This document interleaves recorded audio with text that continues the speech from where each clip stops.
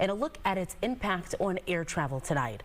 And a massive outage involving Amazon causing problems for companies here and also around the world. Plus, it is a quick turnaround for the Vikings. They got to get it together. They are coming off a tough loss to the Eagles to face the Chargers on Thursday. So we'll talk with Dawn about this, about what they need to do to get a win. All right, well, let's talk about the weather. That kind of matches a lot of people's moods today, post-Vikings loss. Yeah. A little dreary, very windy.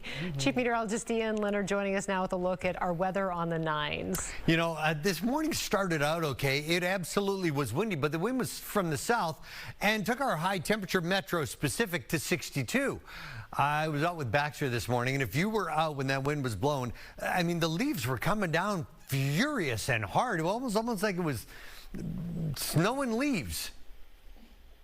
Okay. I'm not sure that makes any sense. There was a lot of leaf fall. There was accumulating leaves. 50 degrees right now, mainly cloudy, a dew point of 42, and a wind out of the southwest at 10 to 20 miles per hour. Wind is a big part of this forecast, absolutely directionally. Today we were windy with showers. Tomorrow it's more of the same, rinse and repeat. There's a wind advisory blowing in Tuesday. Strong winds out of the northwest at 20 to 40 miles per hour. Add to that scattered showers, and Tuesday is an awful looking day. But there's hope. Plenty of late week fall sunshine and a warm up into the weekend that will have me maybe even possibly looking at my honey-do list and thinking about it. It's a lot going on. In the right direction. Yeah. It's a lot for you. Look at me leading the way. We'll talk about the 7-day forecast coming up here in about 10 minutes. We'll count it. Thanks, Ian. Developing tonight, a missing Bemidji teenager and her child could be in the St. Paul area. Police say Laura Wright and her son Kylo were reported missing on Saturday, and here's a photo of them. So they were last seen getting into a light-colored sedan with LED lights. They both have brown eyes and black hair, and Laura has tattoos on her hands. If you have any information, please contact Bemidji Police or call 911. A Halloween tradition in Farmington is suddenly more important than it's ever been this year. It's a spooky spectacle that also helps to feed people, and our Corin Hoggard first told us about it a couple of years ago. He's back there live tonight, and so Corin, you're in the middle of a real labor of love there. Explain what's happening.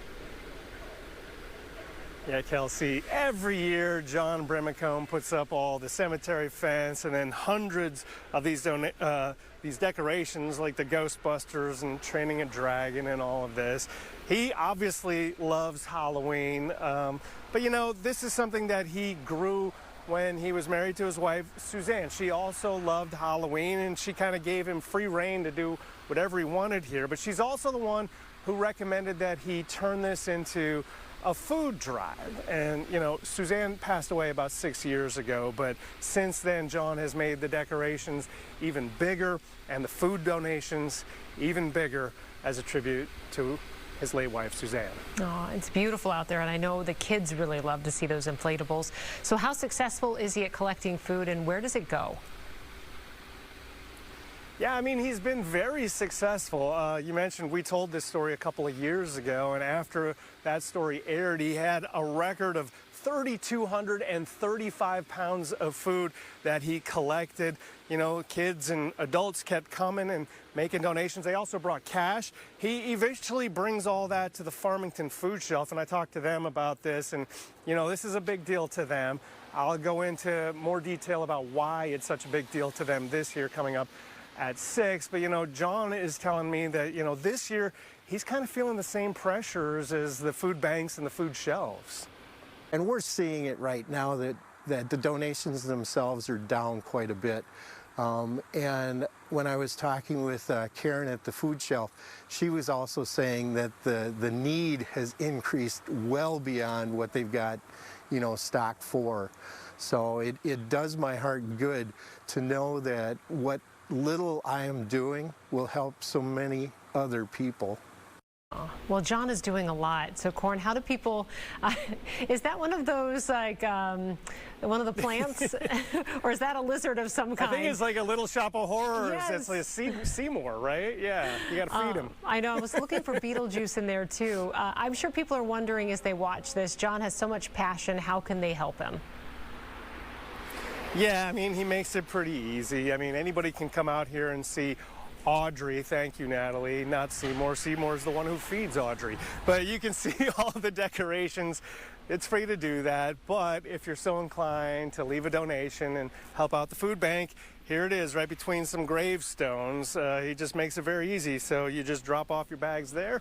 He collects them from October 1st until November 1st when he makes the delivery. That's a big treat, let's say, for the food shelf there on November 1st. And, you know, we'll have information on how to get here on our website at fox9.com. All right. Well, thanks, John. Thanks to John for all that he does. And I'm sure that this is going to be a big hit again this year. Thanks, Corin. Well, the government shutdown continues. We are now on day 20 of the shutdown, and the conversations are going on right now. So the Senate gaveling into the session in the last half hour, currently voting on a measure to reopen the government. So we're keeping our eye on this right now. It's already passed in the House, and this is the senators' 11th time voting on this measure. It would fund the government through November 21st, and it needs 60 votes to pass. They don't have any shame at all about the pain that they're inflicting upon hardworking families, upon soldiers and law enforcement officers and veterans and the elderly and the disabled and women, infants, and children. They continue to cancel votes. They have no interest in doing the business of the American people, and that's unfortunate. Well, the House is expected to stay away from Washington this week as GOP leaders continue to put the responsibility on the Senate to reopen the government. Well, the Supreme Court will consider whether people who regularly smoke marijuana can legally own guns. The Trump administration wants the highest court to revive a case against a Texas man charged with a felony because he owned a gun and admitted to using marijuana regularly. Opposing attorneys argue the law would be too broad. Arguments will take place early next year, with a decision likely in June. The Minnesota Court of Appeals will allow a former student's defamation case against her former principal to continue. In Cass County, a 2022 investigation originally found a number of students logged into the school's system with a stolen password to change their grades. Now, after the incident, the family of Rebecca K. Hampson, a student, removed her from the Foothills Christian Academy Society of Bacchus. Hampson claims that Principal Blair Ecker made defamatory comments about her during a school meeting, and among those comments, calling her the ringleader and insinuating that she was expelled for her conduct. The court says a jury should examine the motive behind Ecker's statements, and the case now returns to the lower court for further proceedings. Tonight, Hermantown City Council could take another step toward bringing a data center to the Duluth suburb. So they'll vote on whether or not to rezone about 200 acres that could house a 1.8 million square foot data center. There's no formal approval yet for the data center, but this would be the first step in moving forward with construction plans.